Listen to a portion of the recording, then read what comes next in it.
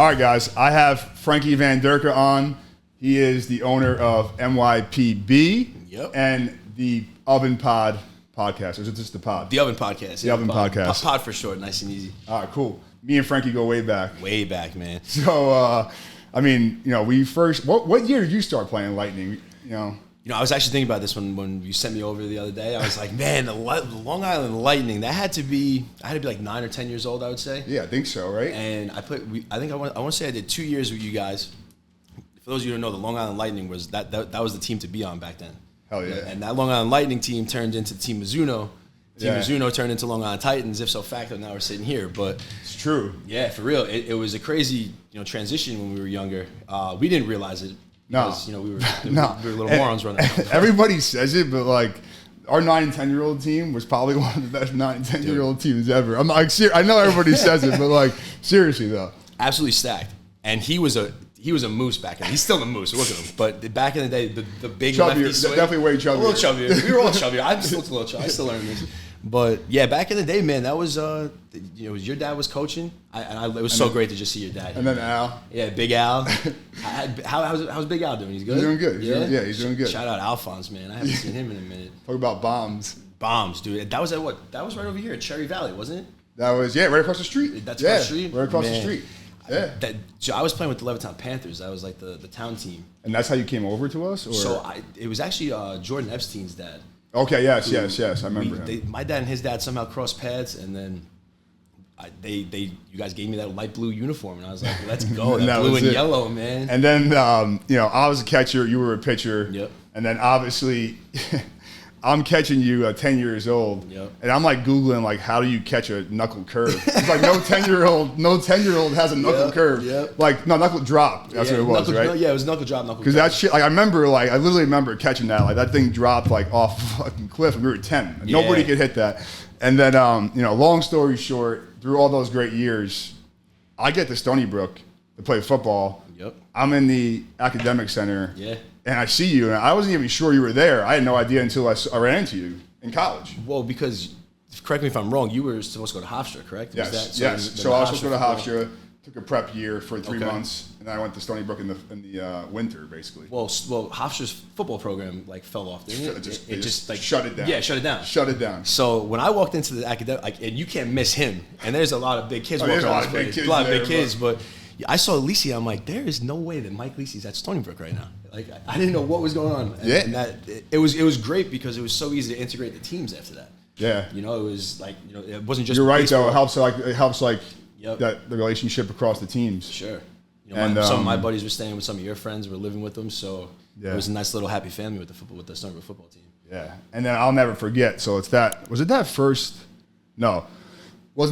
year. It was the next year after my first real off season, I guess. We're in the summer house, just kind of chilling, we're lifting, and you guys are in the freaking like regionals for baseball. Yeah. And like, I guess I didn't really know about Stony Brook baseball that much. I just, I played football there and that was it. Honestly, when I was coming out of high school and Stony Brook offered me, like I didn't even talk to them. Bro, to be honest with you. That was the same with me, man. Like I didn't even talk to them. I'm so happy you said that. And like when Hofstra dropped, we were just basically Hofstra Stony Brook All-Star team. So that's why we were good. That's the only reason why we were good. And you guys are great. Yeah, we had some good years in the first 2 years. But I don't want to talk about this year, but no. But anyways, we're in the summer house watching, and you guys are playing LSU for the Super Regional? Yeah, it was Super Regional in Baton Rouge. And you're on the mound. Yep. And you 3-hit. I thought it was a 2-hit. Yeah, 3-hit. 2-hit sounds better. 3-hit LSU to bring you guys to the College World Series, correct? First time for a Northeast regional team. Yep. What? Explain to me taking the mound in that, because I always like how was the atmosphere because obviously LSU is like the team. The team back then they were especially back then they were ranked number 3 back then when we were there in 2012. I got to start by saying the LSU fan base is the best fan base I've ever played in front of. I think that anyone could ever play in front of. They were so electric, so for LSU, but then still so welcoming at the same time. I got behind you guys, right? Yeah, I remember that. Well, because LSU fans, we were Stony Brook University from the Northeast. They were they all bought their tickets already to Omaha. So we had.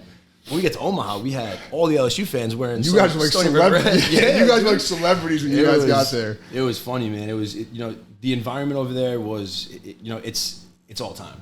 it's so, I say it all the time. It was so loud that it was quiet. I can relate to some games you know like what that I mean? for sure. It's for like sure. you can't concentrate on one single noise. I know exactly what you're saying. But you could hear a pin drop if you wanted to. It's almost like you have like an outer body experience because there's nothing. You're in the center of it all. You feel weird almost, right?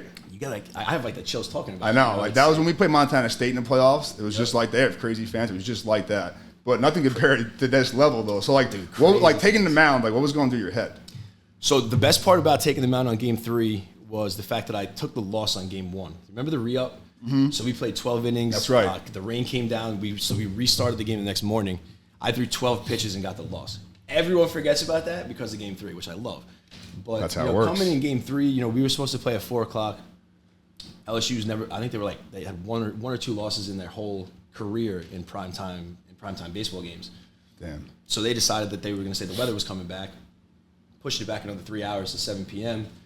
Coach Senk comes up. That's got to be terrible. Oh, dude, I'm sitting there. I'm like, now I got to eat lunch. I got to sit there eat lunch with my dad, freaking out the rest of the day. Yeah, no. So, once I got told that I was pitching, that there's nerves, but I've already been out there. I have all these little kids calling me Tiger Bait. Yeah. You walking through the mall getting lunch, and these little kids like Tiger Bait. And I'm like. You're just getting out there and playing then. Just getting out there and playing. I had the mullet back then. I still have the mullet a little. That's right. That's right. I remember that. They're all calling me Joe Dirt. and LSU in I don't know if they still do it, but down the left field line, their bullpen is just right next to the fans. Like, smart. I mean, you're the fan, and I'm sitting here throwing, and every pitch that I'm throwing, they're like home run, dinger. I'm like guys, shut up. Now. First inning, they hit a home run off of you? First inning, Mason Katz. Solo or no? Yeah, solo home run. Now you left it up there? Or absolute moonbeam. Yeah, slider right over the middle. And, it's funny, after that slider, Pat Cantwell came up the next inning, in between those innings, and he's like, hey, they haven't hit a fastball yet. Let's just keep throwing fastballs.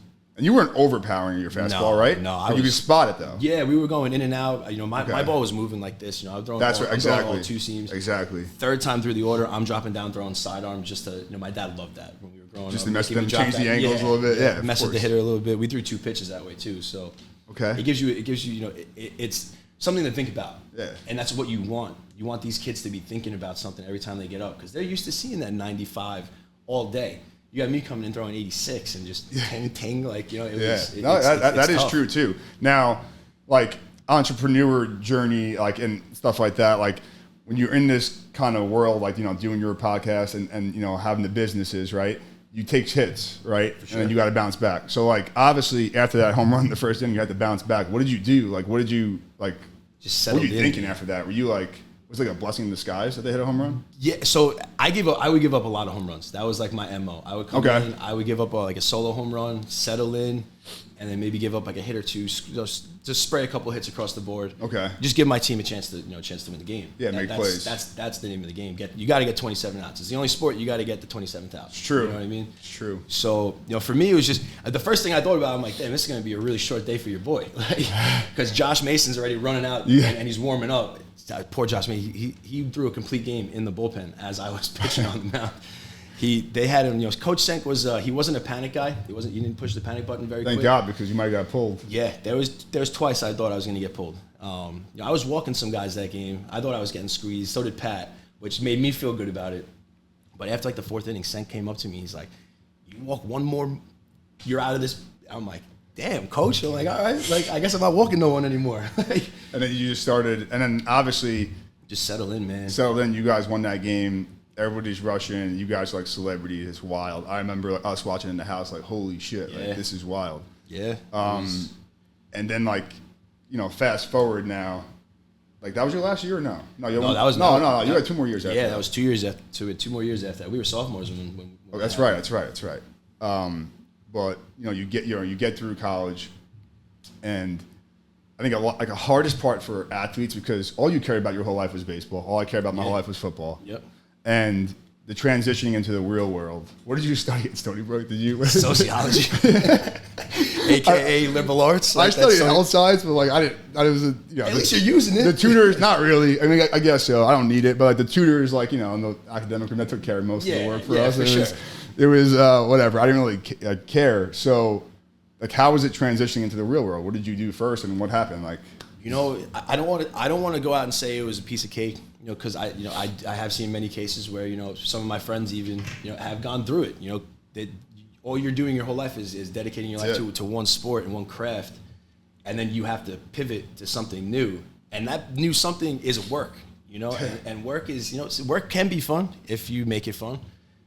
For me, I really have to give it to my coaches at Stony Brook. You know, Coach Marin, Coach Sank, Coach Panucci, especially. You know, these guys they were always on me. You know, baseball and football was going to a college and playing. I don't care what division you play. It's a full-time job. Yeah, so you're balancing school on top of a full-time job, and then worrying about starting. You know, you always got something going on in your mind. So the transition for me, I got to give it to the coaches, man, because they really they made me prepared to get on the mound, and they also made me be prepared to be a person in real life. You know? Of course, I mean, especially you're on the mound versus LSU. I mean, how hard could it be? You know, it's, you know, you realize, you know, from when we were younger, you know, you always worried about giving up a home run. You always worried about walking a kid, hitting a kid. Those were the less things that I would worry about on the mound. Like, you know, we learned that, you know, hitting a round ball with a round bat is the hardest thing to do in sports. Yeah. So what am I worried about? You know, it's, you know, playing as a team, playing on a team, working as a team, it makes you just so ready for the real world, man, and just in different ways, like just not letting, you know, shit hit the fan. That's the biggest thing. Of course. Like, if it does, how do you slow that down? You know, it's life. Well, you're used to that from sports, exactly. Exactly. You just take that and you implement it in different ways. So, like, what was your path when you left college? What did you do exactly? What was your story? Like, how did you get to where you are right now? So I actually went right to work. I worked for Nassau County, unfortunately. Okay. I was like that little workhorse, just putting down pavement and concrete. I was a seasonal, so I only worked 9 months out of the year, and then so I had 3 months off, and I was playing on a men's league team, just for shits and gigs. And at this point, I kind of thought, you know, baseball was just going to be fun, and it was, you know, not as competitive. These guys wound up getting seriously competitive, and then it got to the point where I got asked to play in Australia. So, okay, yeah, that's right. I forgot about that. Yeah, I was there for a year, played for 9 months, hung out for 3. So nice. Okay, yeah, okay. But it was the Australia was going to Australia was awesome because it really, you know, I was on my own, man. Yeah. Like when I agreed to this team, I didn't even know where Australia was. I was just like, yeah, done. Like, that sounds fun. I don't think I know exactly where it is right now, to be honest with you. It's like somewhere down there, right? Or something? It's the complete opposite of the globe, man. So, you know, I was on my own, and, you know, I still had to work. You know, they were paying me to play, and they got me a car and this and that. You get to work there? Oh yeah. So cricket is a huge sport over there. Yeah. So baseball is like second under cricket. Gotcha. I was going to all these elementary schools from like K through 8, and I would do like a gym class for them and try and get them to play baseball. Oh wow. Okay. Because they listen. Like when I start speaking, especially with the New York accent, all these little kids are like, say coffee. I'm like, shut up and listen. Yeah, exactly. Let me do this, and then we'll hang out there at lunch. Like, but you know, it was fun over there. We did that, and then I came back. You know, there was a 3-year plan that they had set up for me. They wanted we were going to do France, Czech Republic, and Switzerland, bouncing, you know, back and forth. Yeah. For 3 years. I looked at myself in the mirror. I was like, man, I don't know if I want to come back and be 27 and not have a job. That's the tough part about that, right? You know, like it's like I don't want to come back and feel like I'm so far behind. Yeah. So I came back after that year and, you know, started a career. I'm in surveying and engineering. I've been doing that for close to 9 years now. Okay. It used to be a lot more fun than it is. Yeah, of course. But you know, and that's my comfortability phase right there. That's like my bounce back. You Gotcha. know, I do that every morning. So it's and then, like, obviously you started, you know, the 2 businesses. So, like, what started first? How did it happen? And, like, you know, what were you thinking of? Was it just for fun at first, and then it, like, turned into something? Because now you guys are big. Like, I see you guys everywhere. So, like, you know. Yeah, it's funny how it happened. You know, it really comes down to just being unapologetically yourself. You know, like you just. If someone wants to work with you, they're going to work with you for who you are. Yeah. And that just helps the branding in itself. But, you know, NYPB, New York Pop Butter, we started that. I mean, we've been infusing butter with weed since high school, you know? Okay. And then I got back from Australia. New York kind of went gray area when we got back. So, like, it wasn't like you could smoke in the street. Yeah. You couldn't do this, you could do that. But because the cops don't know what the law is. You know? Yeah. So it was easy for us to just go, hey, we're going to brand this thing, and we're going to create a legacy brand where when the market does come to, legal in New York, rec. Smart. Legal, then we're going to jump in on that. So we're still waiting on that. This week we got some pretty good news that it might not be. So it's not recreational, though, or what? No, it is recreational. Okay. So but it's just very, very slow moving. To get a license and all that stuff. The process, the rollout has been in New York State. It's new. It's new for everyone in New York State. Yeah. And they're trying to be different than the Colorado, than the Californias. They want to be New York. They want to be the Mecca, so they're trying to roll out different things. But so you always had that idea in the back of your mind, so starting this, like, okay, we're gonna, when the market comes, we're gonna be ahead of the game, basically. Yeah. You have a brand built, which you guys do. Exactly. We want to build Smart. that brand. Love it. And just get, our big thing at first was just stickers. We were just giving out stickers. You come, give out stickers, and people were posting them everywhere. We used to just when we first started, we used to just make the brownies and the Rice Krispies. Just sell it to some people on, we would just like eat friends them. and stuff? No, we would just eat them. Okay. We'd be sitting there eating them, and there would be like so many of them, and we'd have like 2 days left. I put them in bags and put them it would be a stash and dash. I go into like Long Beach, I drop it like in like next to a pole, take a video, put it on the story, and be like, first person to get it, Smart. Talk about marketing. Dude, and that for us was so big because the best part, I was nervous. I was nervous doing that. Wait, get arrested or something like that? Not even that. I'm like, what if like a little kid goes over there and grabs it? Shit. So I didn't even think of that. So, I didn't think about that for the first two. And so then the third one, I'm like, I looked at my partner, Pat, I'm like, hey, maybe we sit here and we wait. Yeah. So I'm not kidding. 3 minutes later, someone's sprinting across the street to grab it. I'm like, because you put on Snapchat or Instagram, put on whatever Instagram, it was? just put on the Instagram story, and like that just built the following. And That's then, like crazy marketing. Yeah. I love like boots in the ground marketing. Like that's even though we love digitalizing stuff, which is all about Ignite. Mm-hmm. But anyways, like that stuff is what really drives your marketing. Yeah, and people love free shit. That's just what it comes down to. If you give free stuff away, they want to come back, especially when it's good. Like our product, I can't lie to you. I hate bursting our own bubble, but like I wouldn't be working with this bakery if this bakery wasn't prime time. Gotcha. The rainbow cookies, we took second in New York State. The red velvet cookies, we took third in New York State. Wow. I don't know what beat us. So you guys give them like the oil and they infuse it? Like how does this? So we get the oil, the butters, we infuse honey, we infuse ketchup, honey mustard, barbecue sauce. You can infuse anything nowadays. It's the crazy part. You ever play a joke on somebody? No, you can't. I gotta be responsible. I gotta be responsible.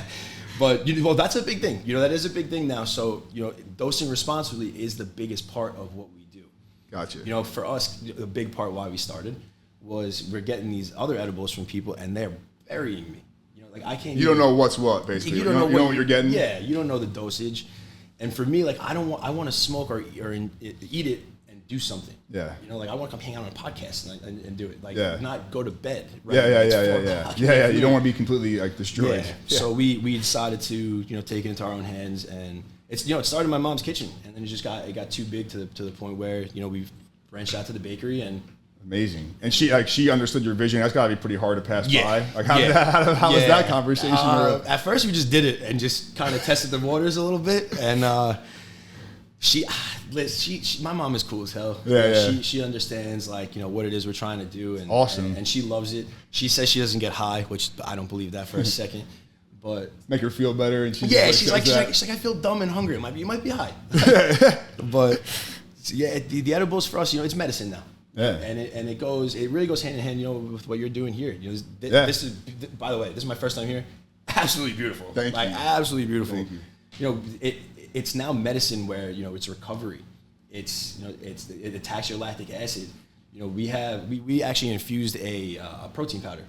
Oh really? Yeah. So I've been hearing about that actually. It's great, man. So it's actually with it's a different type of infusion. So. Okay. When you do it, it feels like you're smoking. Okay. So it hits you in a different manner. It hits you within 15 minutes, 15 minutes, hits you a little harder, but it's for lung conscious people. You don't want to be lifting in the gym, coming out and smoking. Yeah, some people love it. Some people just yeah. don't. So we nano infuse it and it hits you a little different. So you still feel that sensation of smoking, but you're ingesting it rather than smoking it. That's really interesting. So you guys are kind of just finding different ways in different markets, basically. Yep. Just to mix it in, just to get our feet in those doors. And the funny part is, once it went gray and then once it went rec, everyone started coming out of the closet and smoking. Yeah, for sure. When was that? If there was a point where you were like, oh shit, this could actually really be something, and this could really be a real business, or that was from the beginning you knew that. I knew that, so I knew our branding was great. Okay. I knew that was number one. My buddy that does all my tattoos, Brian Lee, over in Long Beach. Okay. The dude doesn't ask for a thing. I give him a couple ideas, and he comes back. That was the NYPB logo, which he tattooed on me right here. Is the same? Is literally has been the same logo from. It's the first thing he made. You know, gotcha. he brought it back in like 30 minutes. I was like, bro, like, that's it. Like, we don't need anything else. And then we just build on it. You know, we build. Okay. We make different characters. We do this. We do that. And merch. You said you like dropped a lot of merch, right? The merch was our first avenue to legal. Exactly. You had to do something, right? Yeah, we wanted to get in there.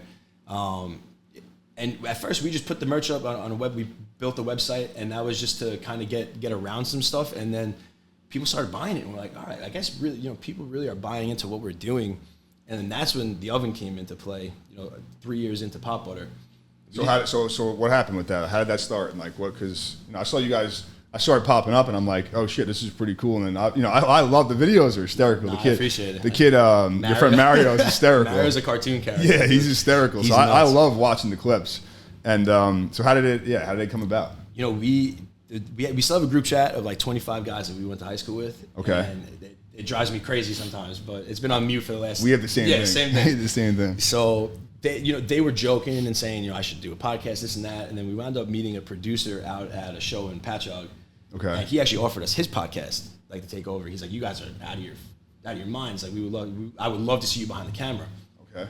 And we went to his studio, and we saw his podcast. He was running like an NHL podcast. I was like, listen, I don't want to just change the name of your podcast to The Oven, and then the last thing I need is half of your subscribers to leave and be like these guys suck. So I was like, let's just start from the beginning and build it organically.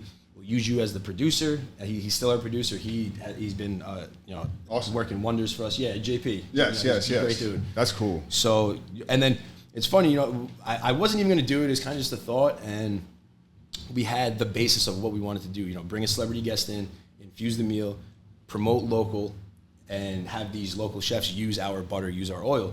And the idea is you're the fourth person at the table. It's celebrity guest in the middle, and then the camera here, so it looks like there's always an open seat for it. Yeah.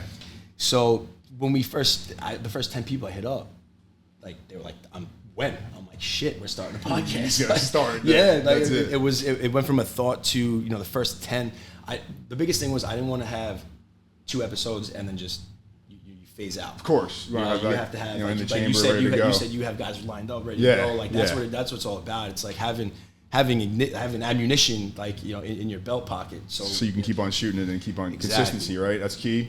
In this game, consistency is the number one name that you have to just keep reiterating, because Instagram, and you're relying on an algorithm that you don't even know what the hell it is. Yeah.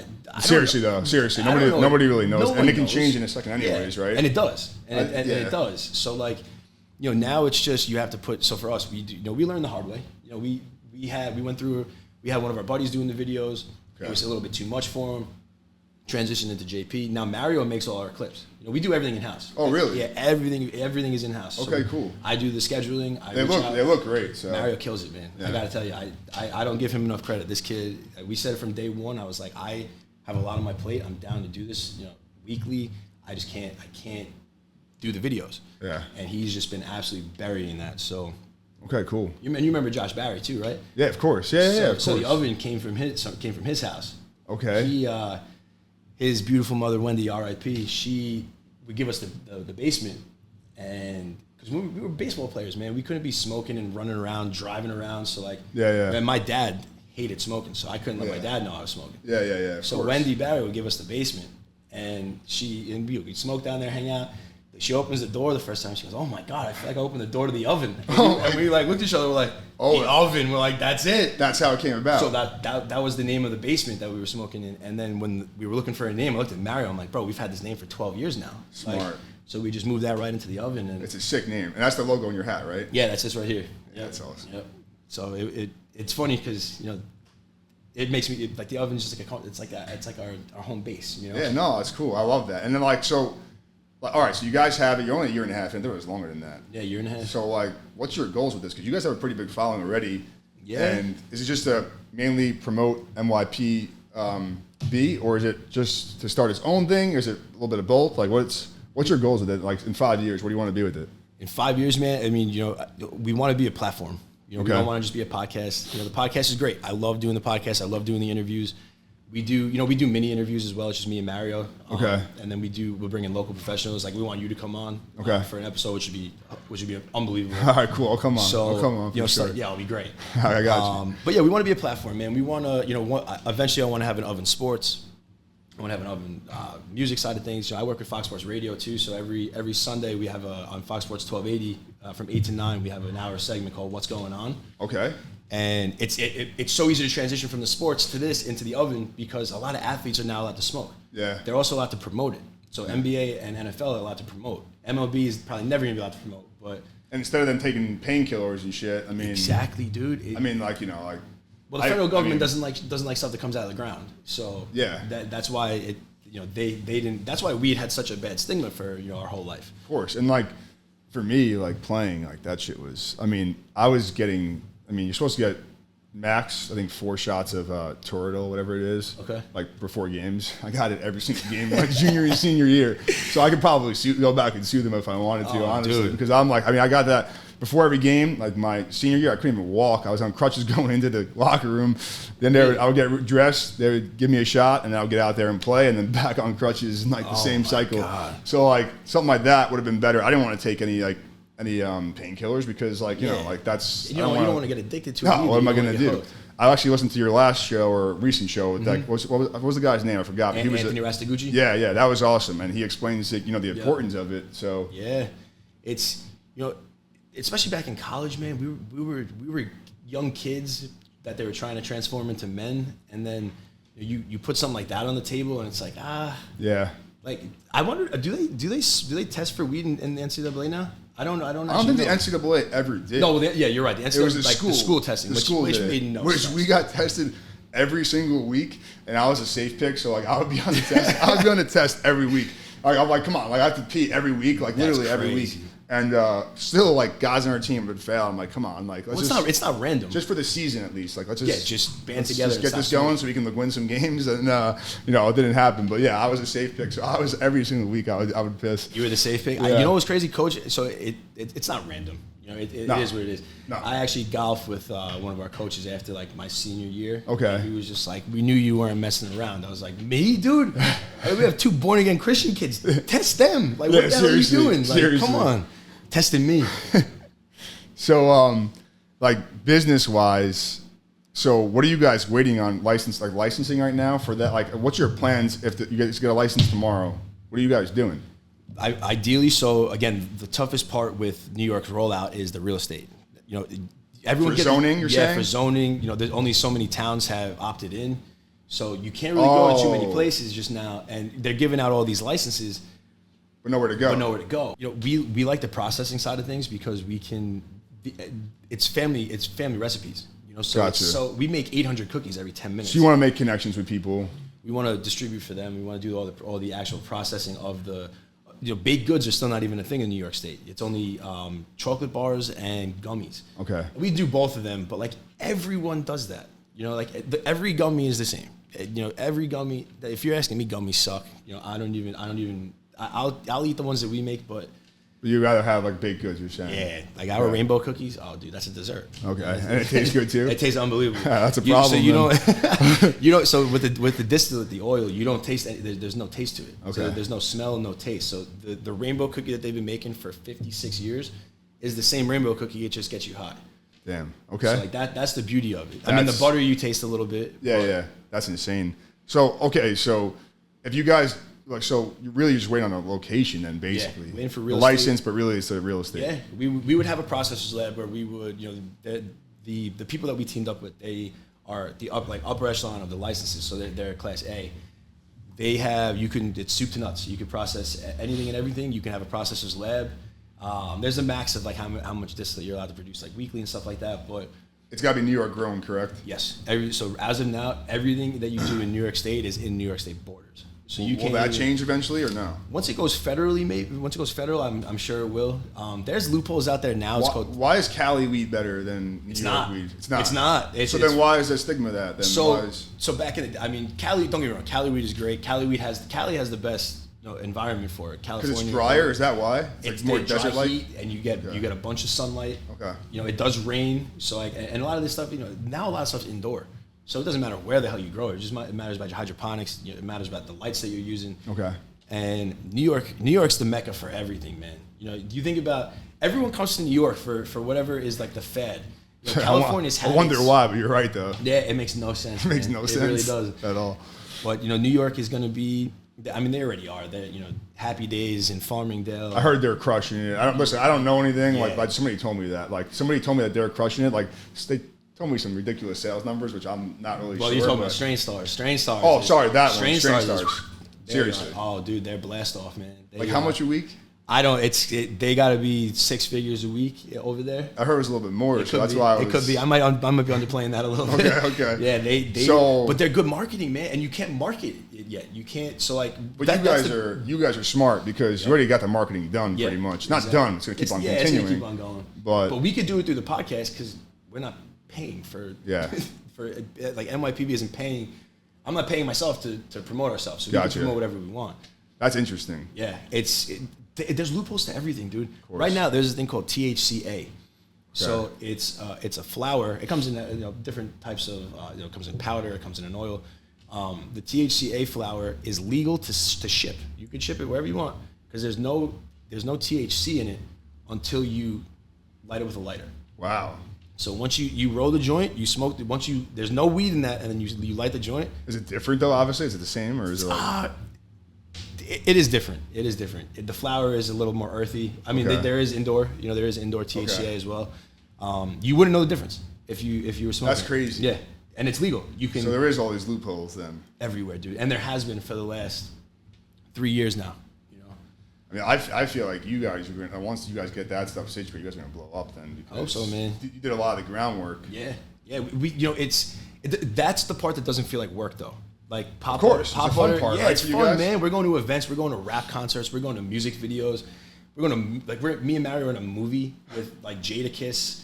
Corey Guns, yeah, we're like We'll See and Street Heat are shooting. So you guys, I mean, once you guys get that down, then you guys are gonna. It's been fun, man. It's been a lot of fun. It doesn't, and I think we're doing so well because we're having fun with it. That's what it's all about. And this doesn't happen overnight. I mean, you see what you built in 10 years. It's gonna be 10 years almost. It's like, come on, man. Like it doesn't happen. Like it doesn't. I mean, for some people, maybe. Yeah. But I think the more experience you get, it could be faster. Definitely. I think. Definitely. And it's who you know, and you just gotta.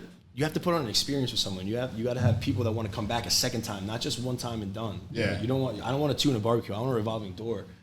I'd rather have 100 customers that come back once a week than 1,000 customers that see me maybe once a month. Oh, of course. I feel like that's with any business. Yeah, exactly. It's all about finding that base, and the Instagram following is cool. The views are cool, but that's on the podcast side of things. For the Pop Butter, it's like But you guys can monetize that eventually, though. Yeah. So yeah. It's good that you're building it. So, okay, so what advice would you give somebody younger that maybe they do have a job right now, but they want to start a side thing, right? And they're not really sure, like, they're scared, of giving their time away. Because I'm sure as much fun as you're having with this, it's still a lot of time and hard work no matter what, with anything, right? So, like, what would you give advice to somebody, whether it is a weed business or not, it doesn't matter, right? Mm-hmm. If they're working on a little, like, side business, what would they, just go for it? Or, like, what would you? It's so simple, man. Just do it. Just do it. Like, for us, we did it. We have people that come up and they're like, "Oh man, the podcast is actually really good." And like, I want to look at them and be like, "Did you think it was gonna suck?" It's actually good. Like, what do you mean by that? Exactly. It's like and that's for me. It's like it's a Kid Cudi line. It's like I never gave a fuck. I never gave a fuck about people thought about me. Yeah. Maybe I did, but like fuck, you know what I'm saying? Like, for me, I don't really. The chatter is... That's how you got to be. The chatter is all good chatter, man. Even if they're making fun of us. Me and Mario in a diaper the other day, like, just to shoot a video. And, like, if they want to make fun of that, go ahead. Like, I'm not hanging out with you anyway. But you're viewing it, It's true. So, all press is good press. But seriously, man, just do it. If there's an entrepreneur that really just wants some advice, man, you'll never know what would happen if you just sat back and just didn't do it. So just find something you like to do. The more you enjoy it, probably like I said, you're going to be working hard at it, but it's not going to feel like hard work as much as it normally would. If you can find something that you can implement into your daily that you could do after work, that you're still hanging out with your friends, you're still bringing we do some really cool stuff that our friends get to come to also. Okay. It's not just like it's me and Mario. Like we we have the celebrity golf outing that I told you. Yeah, yeah. There's so many different things that we do that you get your hands involved. Explain that a little bit more. So what is that exactly? So 1-800 Liquors and Ohika Castle, they team up and they do for D Up for Cancer. It's a great cause. Everyone says it's a great cause, but it really is a great cause, man. That's why we're behind this. So this is year 4. It's a golf outing at the Ohika Castle in Huntington. Okay. They bring in celebrities, so you get foursomes. You get like 1 or 2 celebrities that golf with you on the Monday morning, after party, open bar buffet at the castle, and then the night before, the Sunday night is a Gatsby party at the Ohika Castle. Sick. So like, dude, I've been to a wedding there once. Oh, it was probably unbelievable. Yeah. The food is great. Like and the celebrities show out. The celebrities really show out. Last year was. You had Mike Vick, you had CeCe Sabathia, Jimmy Rollins. That's my guy, Jimmy. So I was hyped about that. Plaxico Burress. That's sick. Tiffany Haddish was the host. That's amazing. There's so many different people that pop out, and it's just a great networking event for an amazing cause. And honestly, it's so much fun. It's the best networking event of the summer, hands down. Okay. Like, all right, so you guys are going to be legitimate business soon in the Wii game. Are you scared of anything? Like, what about like business-wise, like numbers-wise, predictions, projections, stuff like that? Like, are you scared? Which is obviously a little bit normal, or you're not at all. Like, you're just kind of rolling with it. I think if you don't have nerves, man, you don't care about it enough. I have nerves with everything I do. Like, I get nervous when I wake up in the morning. Like, am I gonna be on time to work? Like, Yeah. So for this, it's excited nerves because we've been working towards this, and it's you could see it. There's plenty of other times where we could see the light at the end of the tunnel, and then New York's like, oh, well, we're going to push it back. No, but it's happening now, though. I mean, come on. For me, I really wish I would never, ever change one thing about my 4 years at Stony Brook. I think that was the best decision I made, was going there.